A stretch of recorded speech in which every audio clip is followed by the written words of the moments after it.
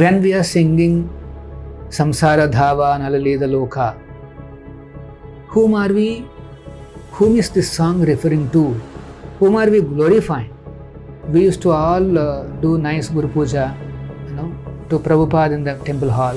As soon as Guru Puja is over, immediately we all used to rush down to lecture hall. There again we used to do the same song and same Guru Puja to picture of the current Guru.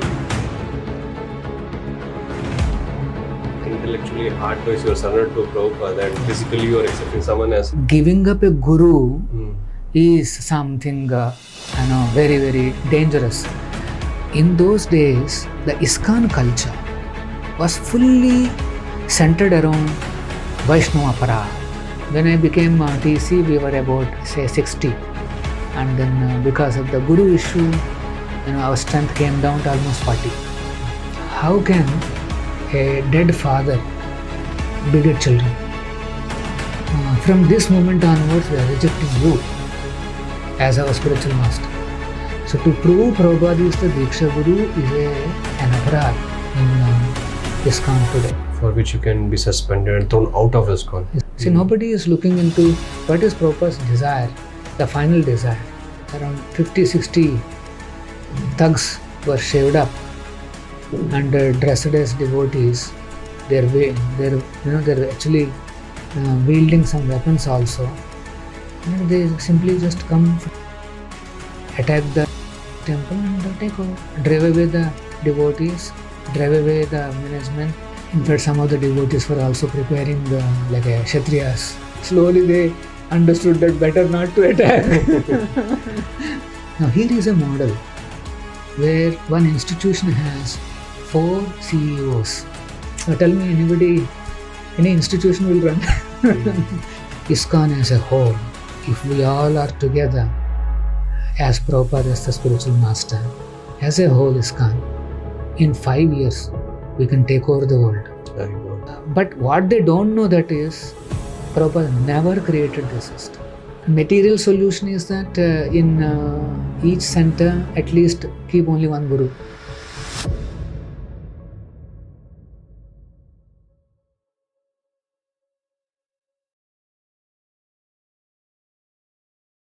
When we were making juices and then we are doing all these things, we happened to hear loud shoutings from ashram.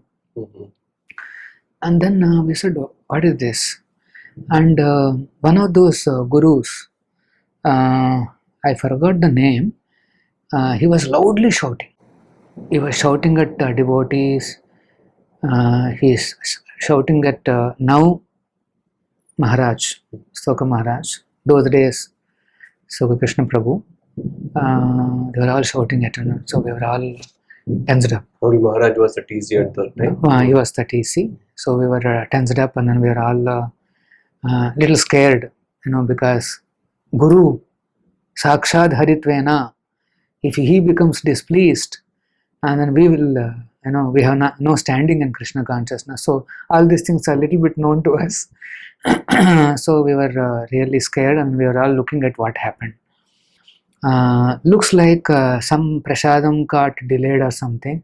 So he was, the Guru was shouting and this and that. Actually, some of these observations has left some questions in our minds as youngsters. We not understood some of these behaviors of these gurus. Anyway, we never really disclosed all these things. As bhaktas, we were always aspiring to receive our Guru.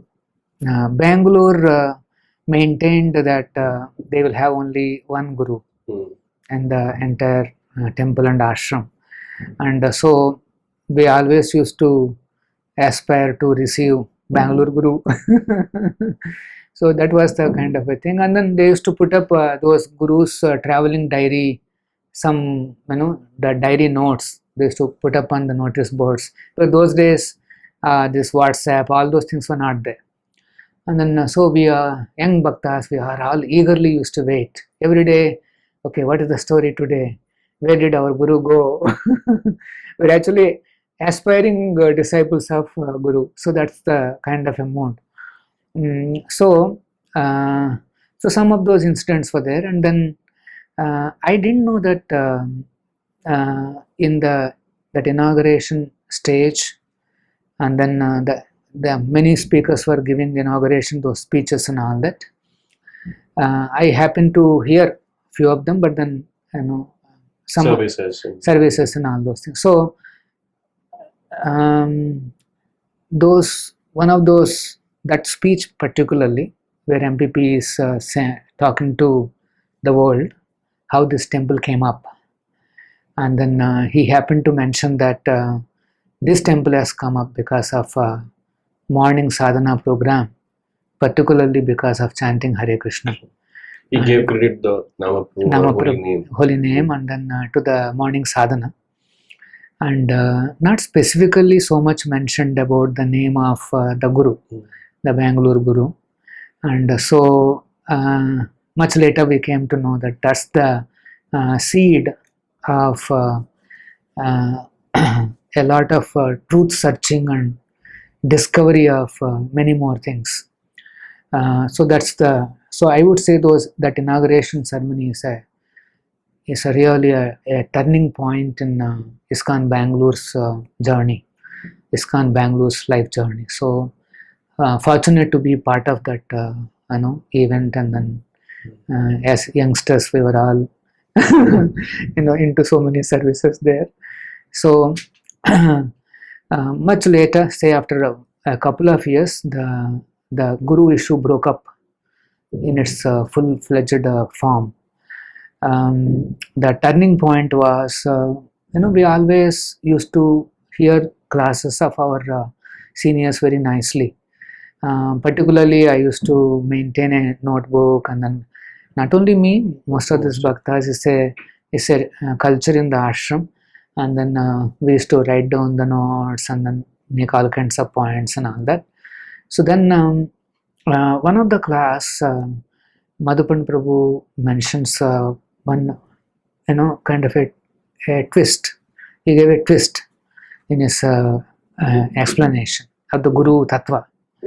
He says the direct relation between all of us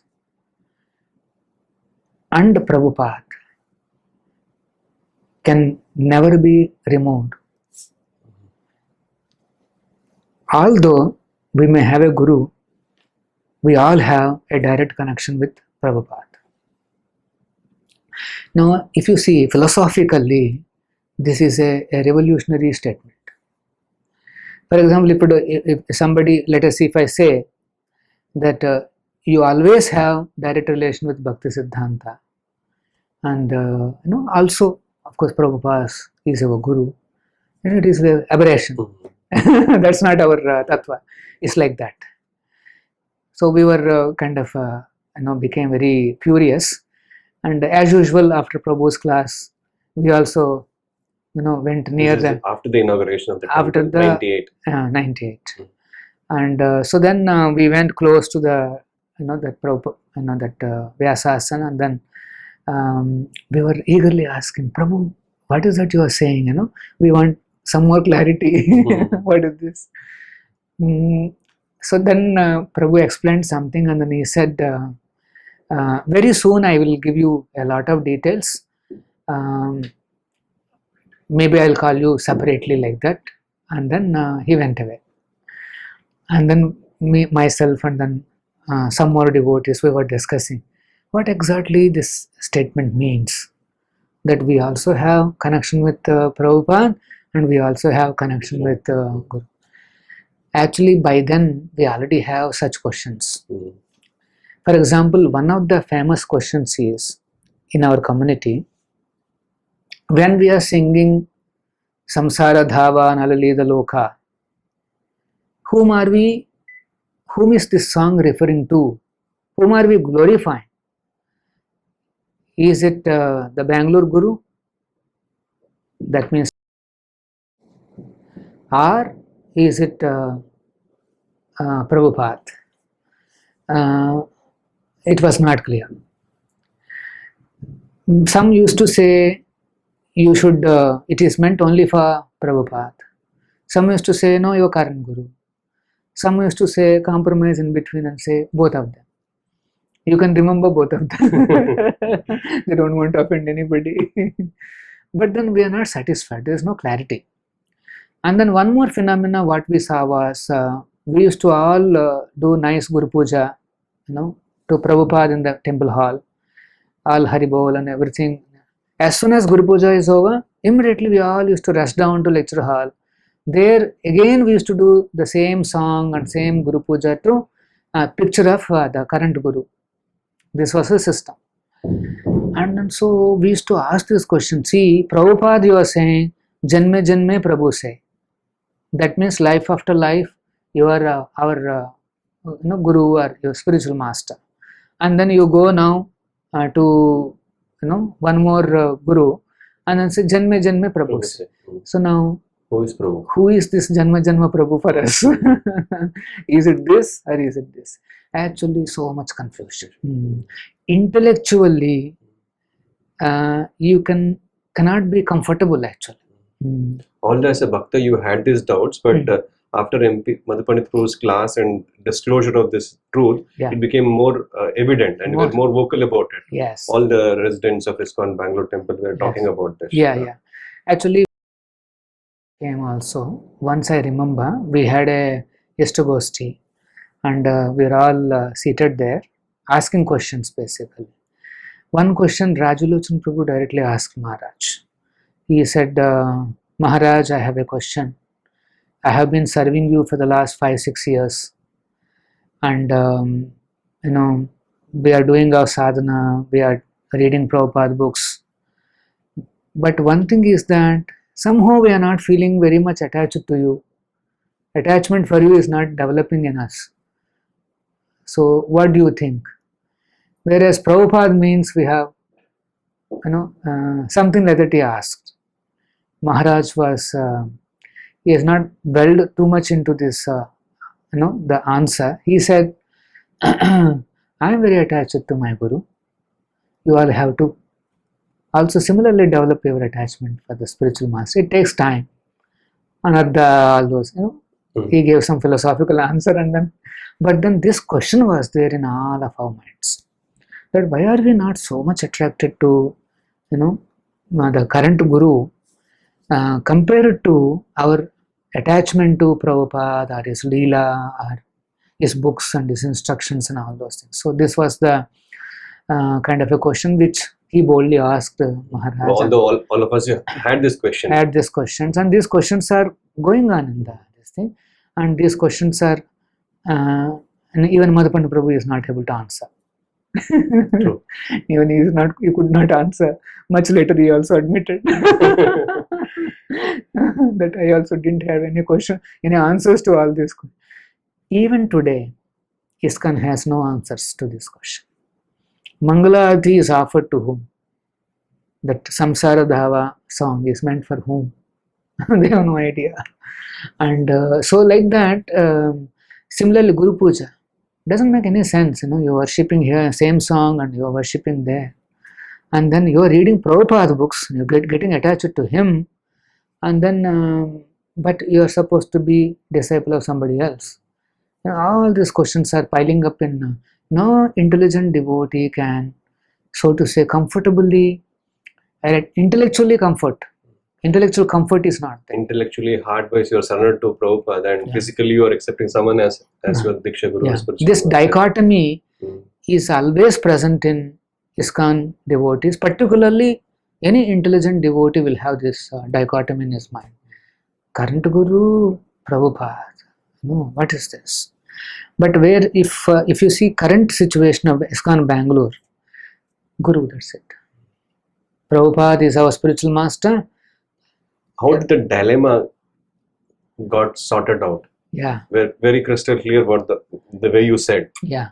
How did the transition happen from a confused state to a very crystal clear state that Prabhupada is the spiritual master? Actually, that is a very turbulent 98 to 2002. It was a very turbulent situation. you remember we went to MPP and then we asked about this question, how can our direct relation can be there with Prabhupada? Then Prabhu said, I'll call you and then we'll discuss later. That very night he called us. And so I happened to be in the first batch. In the front row.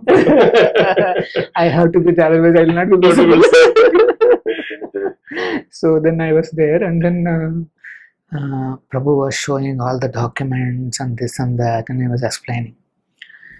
And it was a tense environment. Prabhu was very anxious to communicate what he just discovered and what is the truth. But let me tell you, as soon as he said Prabhupada is the spiritual master, because as I said, I am still in the Bhakta stages, I am very happy. Didn't had any big catches in my in my mind. I'm very happy, and then there is a basis also. Then I immediately accepted. But Madhavan Prabhu said, no, you all take this letter, you know, there is a book here, basically final order. You all study this, ask questions, and then only you decide. You make up your mind. See, our culture was, authority says anything, that's it. We never used to doubt anybody. This guru issue brought up this change also in the culture, wherein, because Prabhu himself has to say that you study and then you ask, you question, you know, that kind of a culture of questioning the authority and all those things were actually unavoidable those days, because we were so obedient to not only to the immediate authorities, to the guru system and everything, you know, asking questions and going against the set trend, the whatever is that is impossible to conceive. So, but that's the time when, you know, we all have to encourage everybody, because this is a very sensitive journey, a sensitive turning point. So they wanted us to be independently thoughtful. And surrender with intelligence, rather than surrender your intelligence. Exactly. I would say it's a very mature strategy and decision, because it was a big turning point in all our lives. As a bhakta, I could not really perceive the depth of it at that moment. But then I can see the many seniors who are there. They were really they went through a lot of turmoil. They were kind of going through. They were singing Janme Janme Prabhu since many years. For many years, and then you know, giving up a guru is something you know, very, very dangerous. Even Shastra says, if you give up a guru, you know, one will not get the bona fide guru for the after. You will get only after 10,000 lives, something like that. There is a Shastric injunction like that. And then one more thing I want to tell you. In those days, the ISKCON culture was fully centered around Vaishnav Aparadha. You know, if you ask anything or if you question something, Aparadha. Vaishnav Aparadha ho raha hai. This is Guru Abhagna, Guru Aparadha. And then Guru, you are doubting Guru? You are doubting this such a senior devotees? They all served Prabhupada as so closely, and then so many years they built up this mission. You just, bacha, you came just now, and then you doubt Aparadha. And we used to become very panicky, because after all we all came with thinking that we can perfect in our Krishna consciousness. So this was a big again one more block in our minds. Aparadha that's the only thing. Anything you ask, anything in this thing, Aparadha. Opposite came, particularly their favorite tool to defend their current system is Aparadha, Vaishnava Aparadha, like that they'll say. And obviously devotees will be just like India and I don't know if this is the right analogy. India, Pakistan, anything you have, they have atomic bomb. Yeah, there is no analysis of the truth and understanding of the scenario, and also I have seen that they don't encourage that. Because in this transition period, I have seen all these things very closely. Even I have seen the current Guru's his mindset very closely. We are all able to see, and it was eye-opening for all of us. Then how did we come out of this Vaishnav Aparadha and this cultural set that we have to question, and I have to stand on my own understanding. This is something new. And so in Bhagavatam there is one pastime. This Ashwatthama, he kills the Upapandavas, children of the Pandavas, and then he runs away. And Krishna and Arjuna, they chase him, and then they arrest him, and then bring him in front of Draupadi. So there was some conversation. Draupadi feels that I should not put the mother, that means our Guru's wife, into the pain that I went through. So she says, release him. In that whole Leela, there is one word comes, Vama Swabhava. Draupadi's Swabhava, the Shastra calls it as Vama Swabhava. That means, Vama Swabhava means, this kind of a compromise, not looking at the truth, but then go by soft natured and go by the emotions and sentiment and all that, and not with the truth or reality. Yeah, exactly, without even questioning her. So that is one.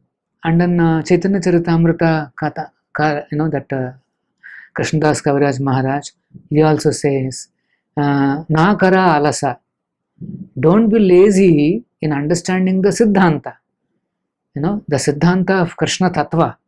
One should understand, and there should not be any laziness. And why? Because this will make your mind very strong, and then you will be able to progress nicely in Krishna consciousness. So that these are the two instances which has given us some confidence that okay, there is a place for asking questions, understanding of the truth, and without worrying about Vaishnava Aparadha. So that's when we all started becoming vocal about our doubts, and then about questioning why this, why that, why this, why that. Actually, the entire ashram, this is the only thing that used to happen day after day. After we heard the final order, July 9th and all that. See, July 9th letter was not part of the folio. See, we were in the ashram, when we got that little DOS system, it was a celebration. Because those days, there's no access. And in the DOS system, when we got this folio, that's one more celebration. It's a DOS folio basically. And in that folio, we used to sit and search and read and all that. And when we searched, there is no letter. July 7th is there, July 11th is there, July 9th is not there. Not there.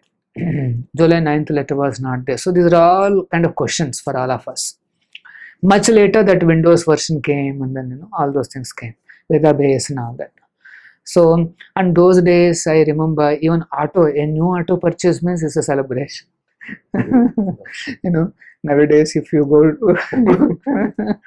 our Akshay Patra, our temple vehicles, if you put them together, you need one Maidan.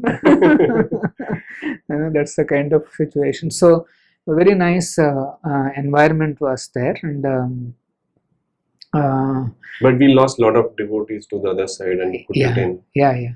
And what happened, very young because of all these things, one decision was taken that we should have some temples, some more temples, and they started sending some seniors to go and open some centers. Mysore and Hubli and Mangalore.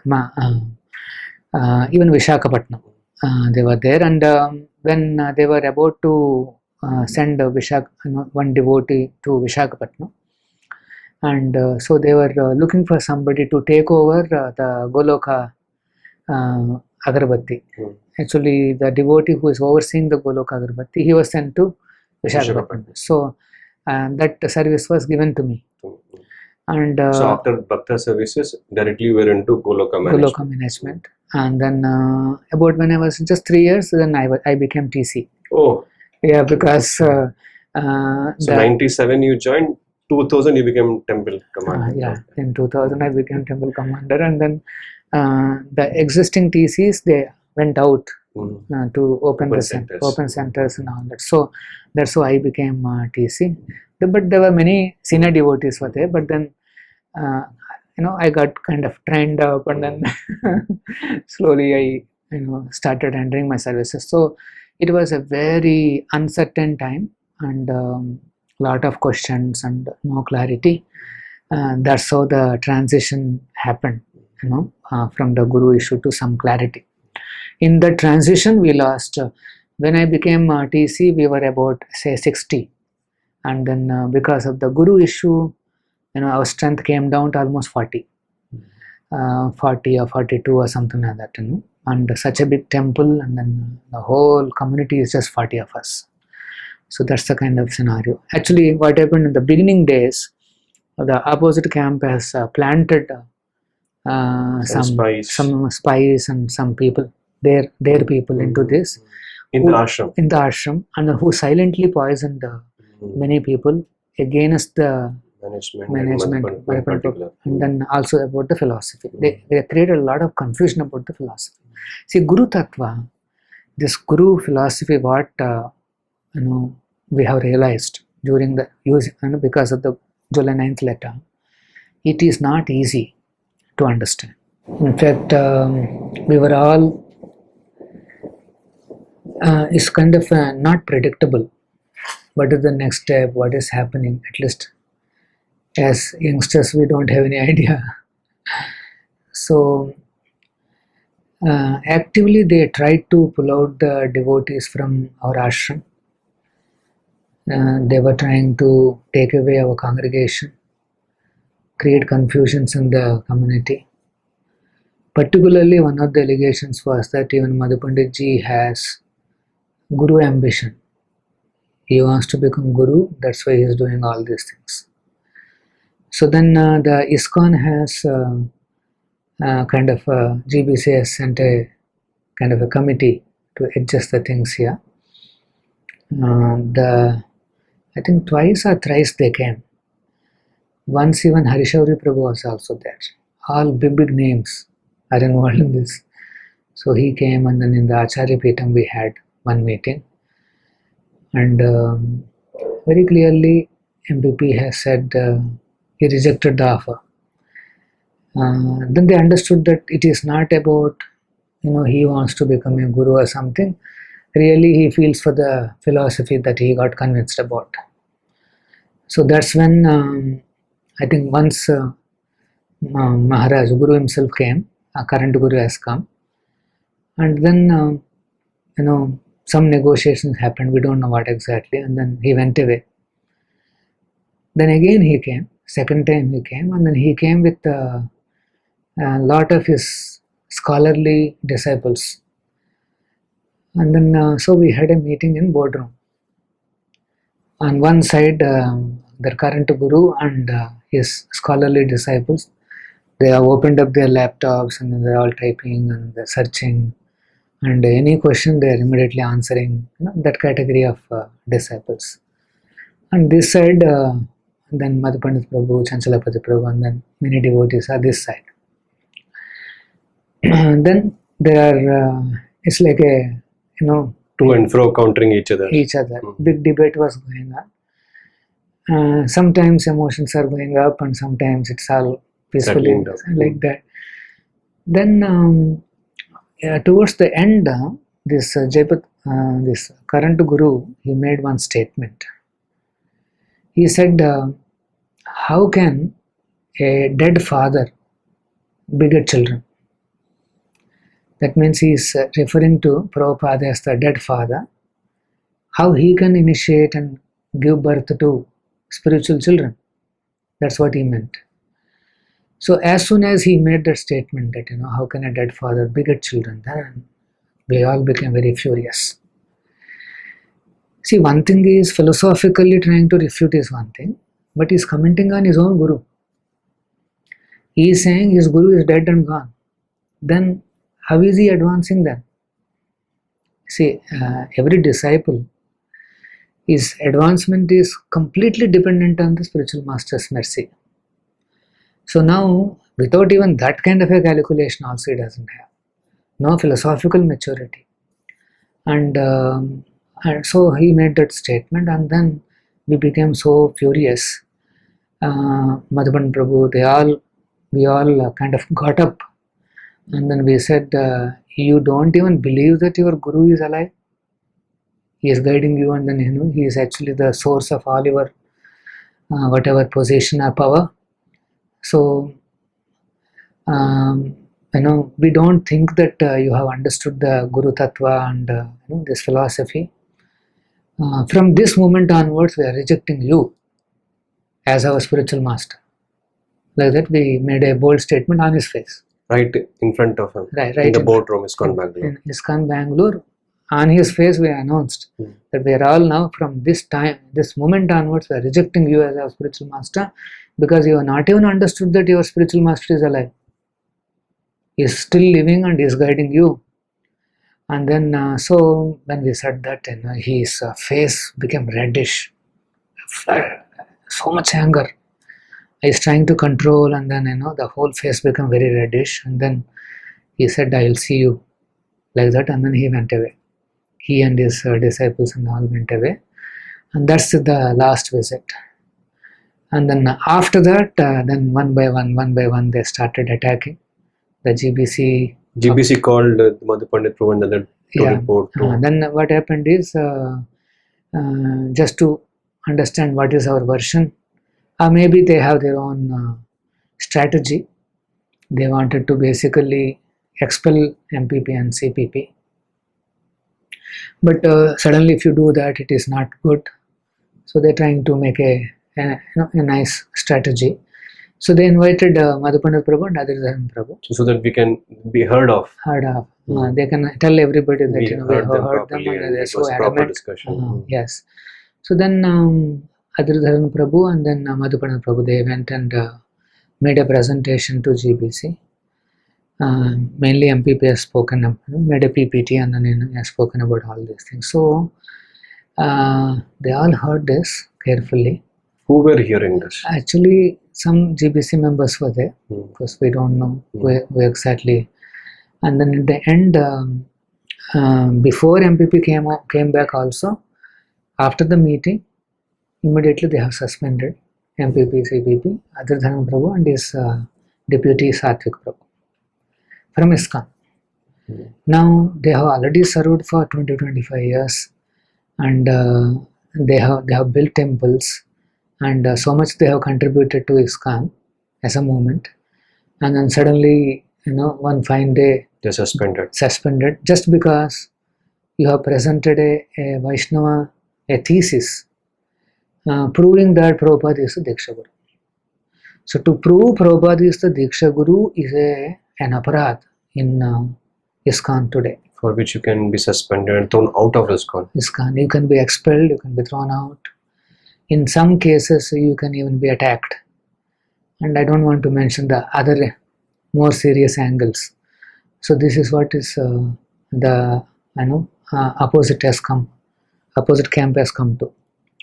So then anyway, so in order to protect the the movement and the tender faith of all of us, so we took the shelter of court case in the lower court, and slowly the things have turned into what's the court case? Basically they are trying to take away the property. Ultimately the philosophical issue has turned into a kind of a property dispute. So to protect ourselves, we also had to approach the court, and then that's how that battle has begun.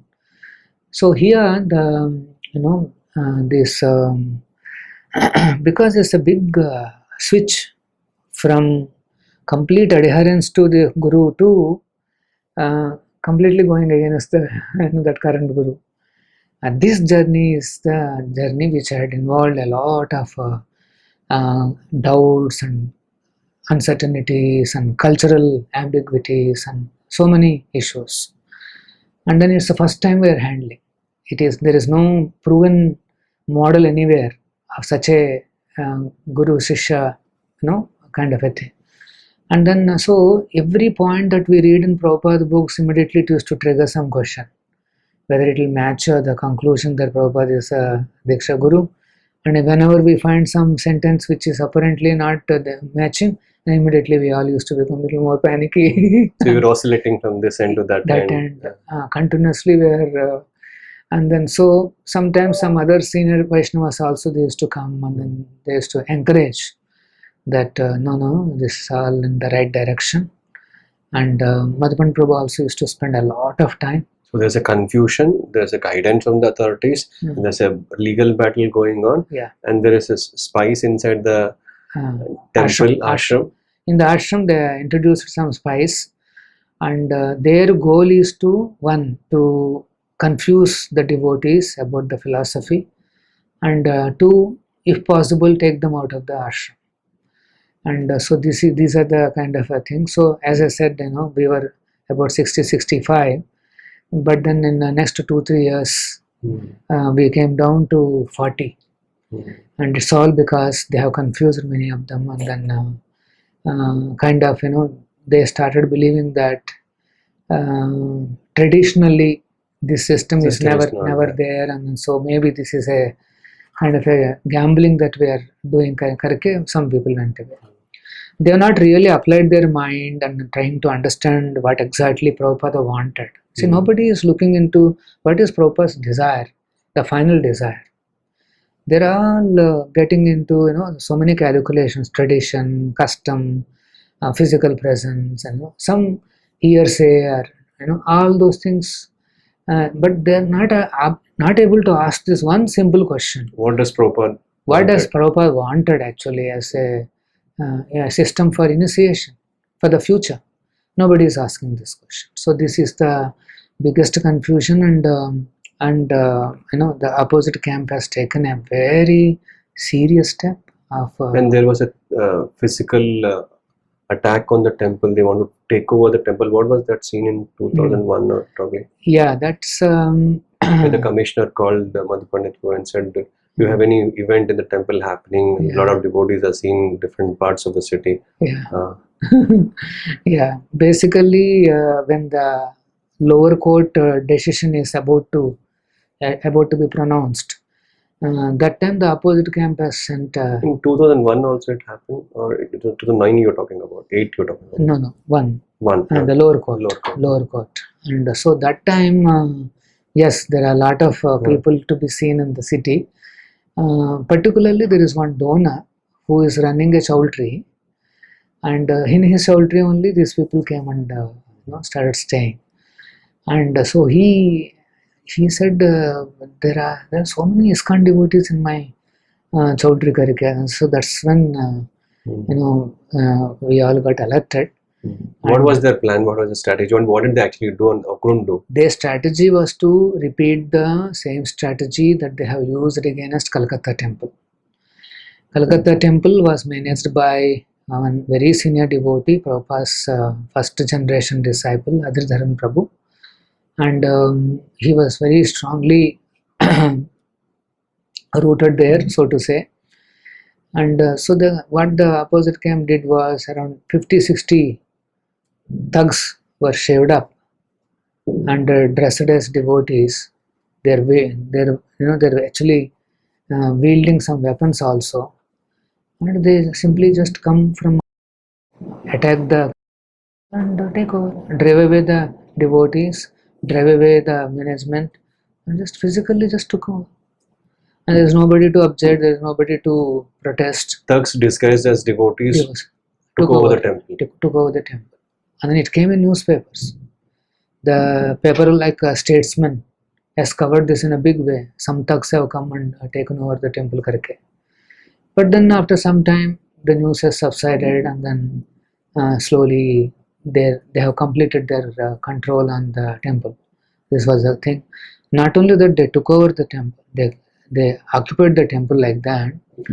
They falsely filed cases against the temple president, saying that he is he's been implicated in so and so like that. Some false allegation cases. Yes, to minimize his position and reduce his prestige and name and fame and all that. So we have never heard such strategies being followed by devotees. We were all in a, so to say, in a very simplistic world, so to say. We're in a theoretical world, Vaishnavas, 26 qualifications, and so nice. And then our behaviors with each other are also very idealistic, particularly in our temple. And then whenever we go to other temples also, they're very nice. So this treatment was completely unknown to us. So you were expecting a similar situation in Bangalore? And then then what happened is when we started feeling so many, they're all thugs, and then we came to know that they're also into even they're supplying bottles and this and that. So we understood that their intentions are not correct. So that's the time we were carefully planning, what exactly to do. Basically, their idea is if we lose the case, their idea is to take over the temple the way they did it in Calcutta. Because by the time the legal system, police system catches up with the truth, they want to be in possession. Because in India, whoever is status quo is the biggest thing. So they want to show the status quo. That's their idea. And so I remember I used to prepare lists, devotees and service. You as a TC or and then somebody used to stand on the Bhakta Nivas. That's why do they stand? And then they have to watch till the road end, the card road. They have to see on the road end if many vehicles. The sentries guarding the temple. It's like that, So are there many vehicles or many people are coming together, coming towards the temple? So we had appointed devotees on crucial positions of Bangalore temple, and then they were all guarding day and night. In the night time also they're watching here, there, just to see if somebody is coming in big numbers. So that is the kind of period we went for some time, and then fortunately, Krishna's mercy, the lower court case came in our favor. So their plans did not take shape. So that's how it's filed, and then they went away. So the point is that they are not hesitant to resort to any kind of technique. If because they know that philosophically, by arguing, they will not be able to subdue us. The only thing that they can do is this kind of a forceful techniques. Somehow, if this group can be removed at the bud stage, then that will be a greatest success. That is their goal.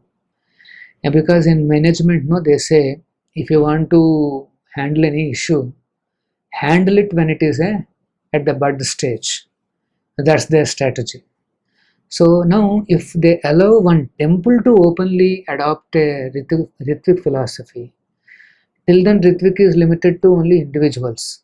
But now here is a scenario where a formal institution is adopting the philosophy, and then it is going against the mainstream GBC. It's a very big statement to the world. And so they tried their best to eliminate us, this philosophy. What was their other strategies apart from this? Try their best, you said. One is this, introducing the spies and then ensure that the community collapses from within and from without. From externally also they tried many things, as I said, including thugs and all those. So Krishna's grace, they got one very little success. Some success is there in taking away some devotees, but then ultimately they failed. They could not take over the temple, and then the case, of course, went to High Court and all that. So those were the days where very turbulent, and in fact, some of the devotees were also preparing like a Kshatriyas. Ready to be. So they're practicing all the how to use sticks and all those. So Just in case. Just in case. Because after all, you're not dealing with devotees. You're dealing with thugs in the guise of devotee dress. So that's the problem. So they are also prepared. So it was like that, an interesting thing, but at the same time there are a lot of uncertainties. So that went on like that. But then we lost many missionaries, and we also lost a lot of congregation. And culture was also kind of devastated. Culture means the ashram culture of, say, obedience, accepting the authorities. So now things have changed.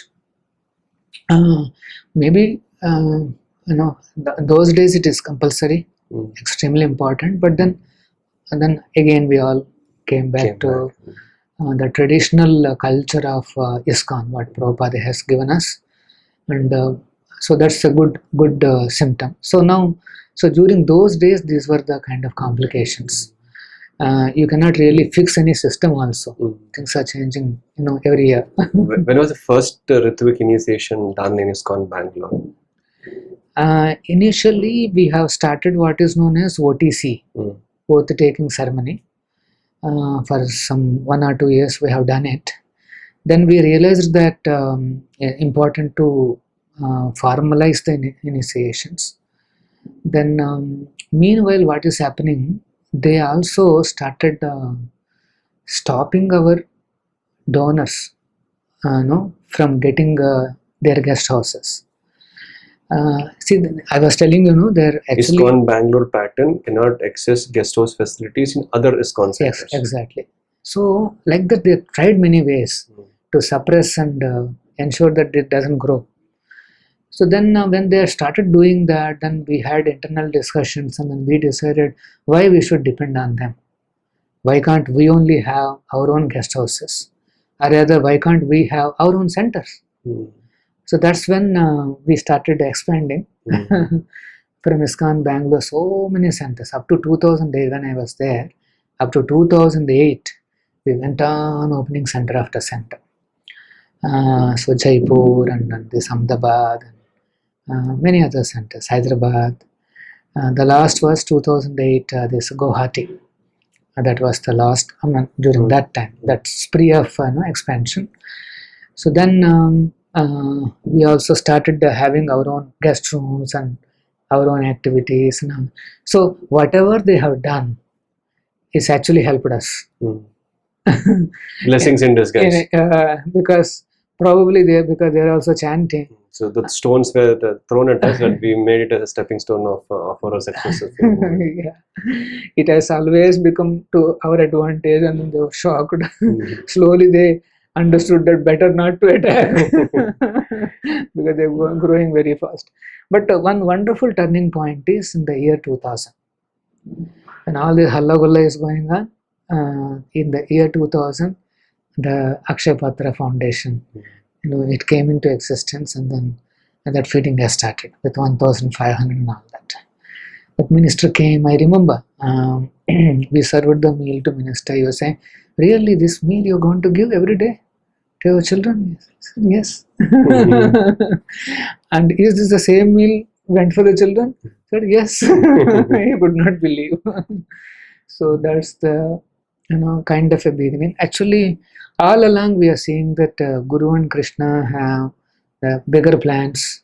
They're unveiling to the team as and when we are ready, and then slowly, gradually, this group has become very big. In the podcast with Madhupani Prabhu, I was telling this, Prabhu, you started Akshay Patra, then you got the code. You started that real estate venture, then you got the code. You started Vrindavan Chandrodaya project or theme park, then you got the code. That means without even getting the code, you have been inspired by Prabhupada to start something which is... Yeah. And once we got the codes, we are in bliss. What we are doing, is matching to Guru's instructions. Well, those days, these tools are not there to search and all that. Of course, now it is very sophisticated. So in the year 2000, we don't have much access to this kind of search mechanisms. So that's how it has started. That means Prabhupada is the leader. He is doing it. We are assisting him. And in each and every center, in each and every location, we see this reciprocation of Srila Prabhupada. We have seen here very much in Ahmedabad and then Hyderabad, and in all our temples, devotees went with almost empty hand, and then they have apparently produced unbelievable preaching results. And most of them who have gone out from Bangalore have been privileged and fortunate to be trained under your able guidance in Bangalore. No, I mean, we're all trained by MPP, CPP. And then yes, I also happen to be part of some of these training things. Me and Vasudev Prabhu, we decided that whatever may happen, if required, we will work up to midnight. But this expansion should happen. So that's the kind of mood. And then the many devotees, they also took it very nicely. So today we are in a very big position. What started off with a small, apparently reactionary thing to set up guest rooms and guest houses and all that, but actually it is part of the overall plan of Guru and Krishna, and then we are in a very strong position today. I'll tell you what is happening to the opposite camp at the ground level. Even if nobody knows philosophy also, they can see these issues. For example, one of the oldest ISKCON temples, if you see, it has 4 TPs. One temple has 4 temple presidents managing it. 4 temple presidents managing it, and they call it as a TP council or something. 4 temple presidents. According to Prabhupada, temple president is like a CEO. Now here is a model where one institution has 4 CEOs. Now tell me, any institution will run. If you go and tell outsiders that our institutions have 4 CEOs, they will laugh at you. So that's a phenomena. In fact, one of the TPs have expressed that it is not easy to work in that environment. You can easily understand this. And imagine if these 4 TPs, that is one challenge. Now their gurus are different. Now you see one more dimension. So there will be politics. If I accept this TP's idea, that means his guru will become more prominent and noted in this location. So there's a lot of internal politics. And finally, if they decide something to implement that through the other devotees, now there also one more issue. Obstacle. What is that? Their gurus are also many.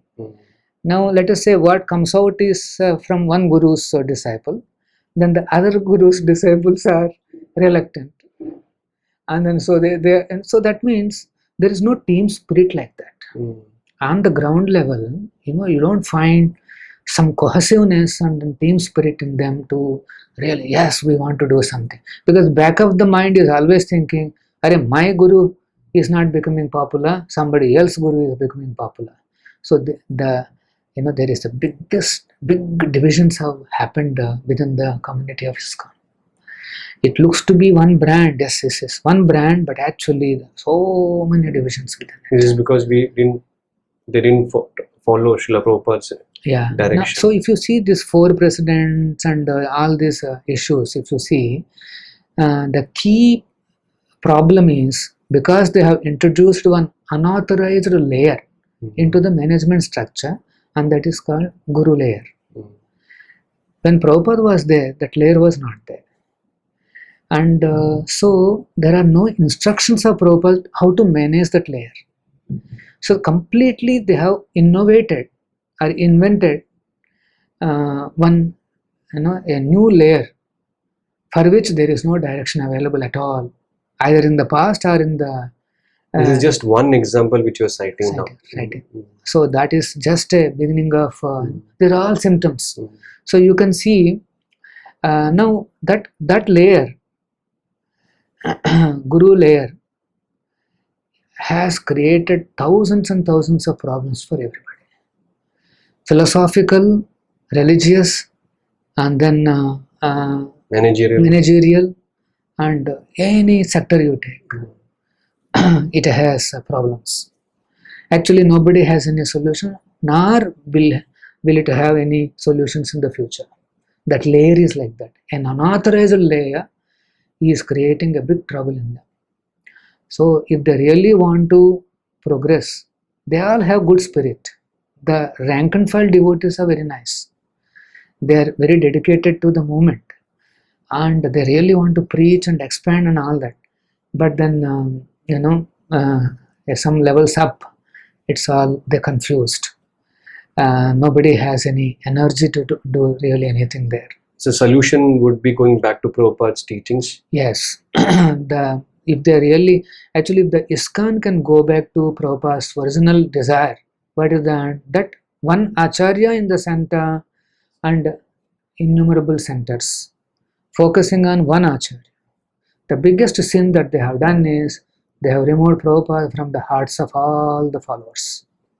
It's not about physical property. You said the biggest sin. Sin. That means this is the crux of the Guru issue. The crux of the Ritvik and whatever that fight is that Prabhupada has been removed from their hearts. Well, physically you will see deities are there, worship is there, Guru Puja is there, everything. Then where is the difference? They're also saying, yes, we all have to surrender to Guru. Prabhupada only. Prabhupada only is going to take you back to Godhead. Everything looks same. And then that Guru also will be saying, no, I am not giving you Diksha. On behalf of Prabhupada only I am giving.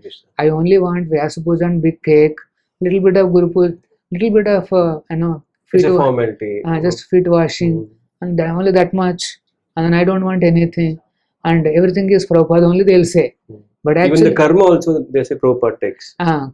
Everything he has to do. They just want cakes and they throw some bananas. And then any property, Guru Dakshana, anything is that and all they want to take away. But rest of the hard work Prabhupada has to do. This is the current philosophy.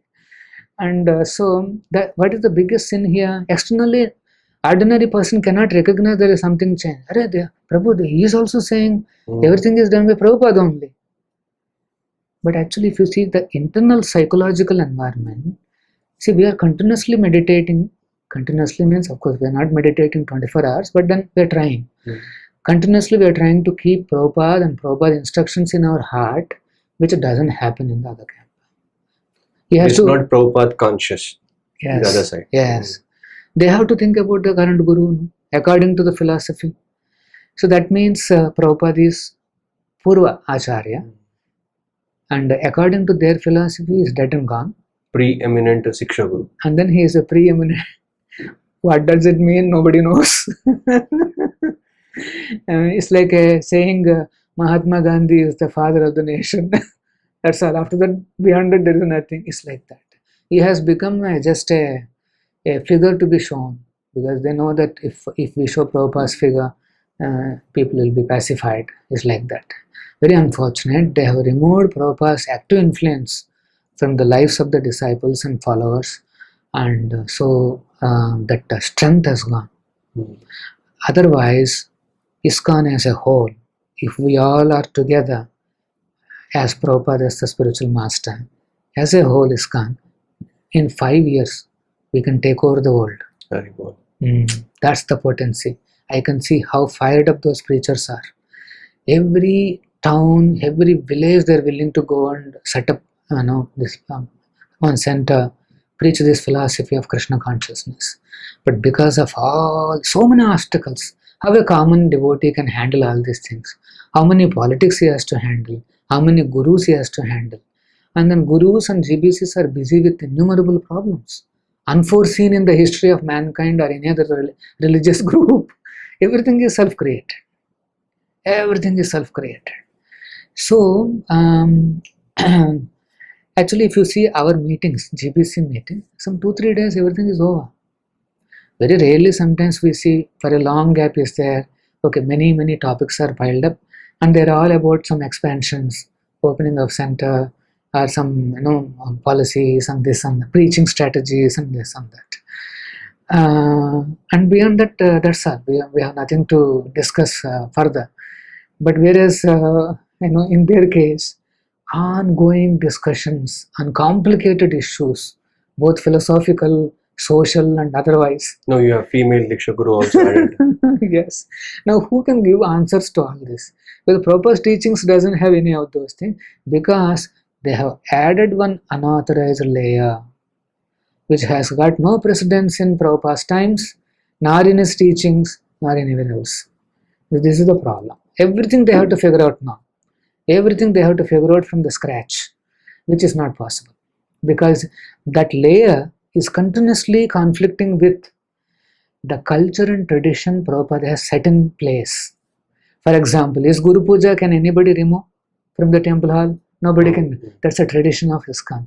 Now, but when you do that Guru Puja, when you sing that song, you have to say Janma Janma Prabhu say To Prabhupada. to Prabhupada. And then again you have to go and do your Guru Puja to your current Guru. There, which song you will sing?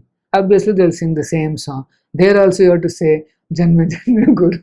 So, intelligent devotees will get this idea that what am I doing? So much, it has become ritualistic, not even putting your head into the meaning of it. They have to ask this question, okay, how can I say to Prabhupada and how can I say the same thing to my current Guru? Doesn't make any sense. That itself, if they can pursue, they will come out of this Guru confusion and they'll see that, yes, Prabhupada has not committed any mistake. Now, this one more point I want to tell. Many people in ISKCON or whatever, they think Prabhupada told directly, I am the Guru, Prabhupada probably has not cleared up the doubts and confusion. And then also maybe he made a mistake in this Guru system. Because when they see Gurus falling down and this and that, obviously their one thought will go that, why did Prabhupada created such a system? Maybe at this fag end of his life when he was not properly situated, he would have taken like this decision. All kinds of theories are possible. And then, but what they don't know that is, Prabhupada never created this system. Never. Actually, that will give a big relief to them. Oh, it's not Prabhupada's mistake.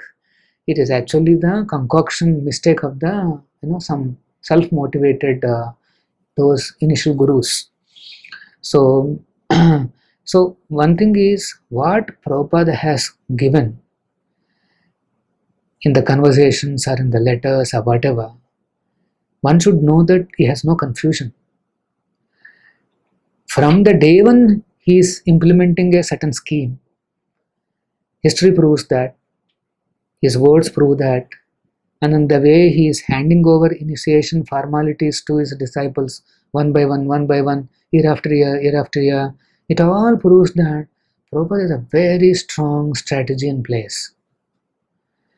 And it's not that he is confused in the last moment, no. Till last moment he is dictating Bhagavatam purports. He is very clear in his consciousness. You hear his purports. So it is impossible that Prabhupada can commit a mistake like that. He knows very clearly what is the level of his disciples also. That may not be the actual reason why he has done. As I said, from the beginning he has a strategy.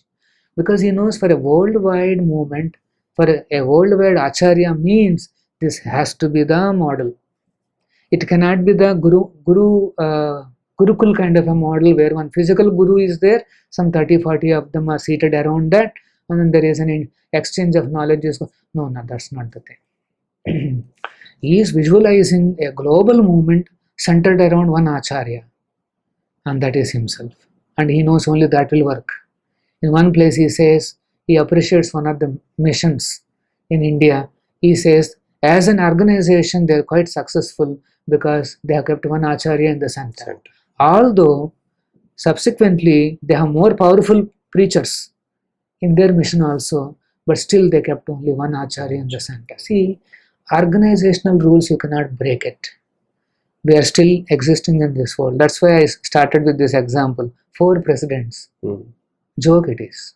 You cannot do anything. It's a joke. Prabhupada says either you break or make it. One person has to take the decisions now. So this is very important principle. This is a organizational principle of this world. What would be the solution for them if they have to take it up? One is what we can offer, or what they would not accept our solution, but otherwise for the discussion's sake, or material solution is that in each center at least keep only one guru. Practical, doable at least. Practical, doable, so that they are relieved, and put only one president, please. Don't put half a dozen, and then most of the time they'll be fighting among themselves, and then don't do anything. So just keep one material solution. Material solution. And as long as that guru is there or whatever, it will go on, and then after that we have to see that president may become guru, and then some of them may not like it. So it is a big chaotic path that they have chosen, and many people are realizing this, and some of them are not some of them, many of them know that actually what we are doing is actually correct. Prabhupada is the center, he is the Diksha Guru. Unless he is installed in the heart of all the followers and disciples, there is no solution to this. Complete solution to this. This is the no. So like that, we have crossed those transition years, and Akshaya Patra has become very bigger and bigger. Even the opposite camp has sensed that Akshaya Patra will become very big, and they have conducted one workshop in, and both of them made a presentation how Akshaya Patra is bogus. This is a recent one, or this is a long ago, a decade back. After 5-6 years of running Akshaya Patra, now we are seeing all these PPTs and everything is there on the net. He made a presentation that how this is bogus, Aparadha, this, that, everything he has mentioned that. So very narrow-minded, very, very narrow-minded. Even now we see that narrow-mindedness in their dealings at the ground level, because it is coming from the top. The rank and file devotees are actually very nice, but then the vibration that is coming from the top is very narrow-minded and very vicious. They are not able to see that we have survived. Not only survived, we are growing, and not only growing, flourishing. Exponentially. And not only flourishing, we may even cross them. That is their fear. So that way the Guru issue has given us a very big experience, how to see practically even this kind of Vaishnavas. Otherwise we were basically locked up in our theoretical understanding of pure devotion, pure devotee. Generally when you read Prabhupada's books, we appreciate the devotees and we almost think they're all pure devotees. But yes, they're pure devotees, but then in the pure devotees also there are some levels are there, like a raw mango and a mature mango. It's like that. There are levels are there, so we have to be, we came to know all that. We closely saw all those. Some people, some senior Vaishnavas, they helped us in our understanding. From the other side? From the other side. Apparently they are there, but then they helped us, and then we got right help at the right time. And then we proceeded. After this, close to 13-14 years, you've been in ISKCON Bangalore. So 97 to 11. So almost 14 years you were there. Just 3 years you've been to manage material services. You're handling so many events of the temple. Now suddenly you were asked to go to, not suddenly, maybe planned problem, we don't know, but you were asked to go to Hyderabad.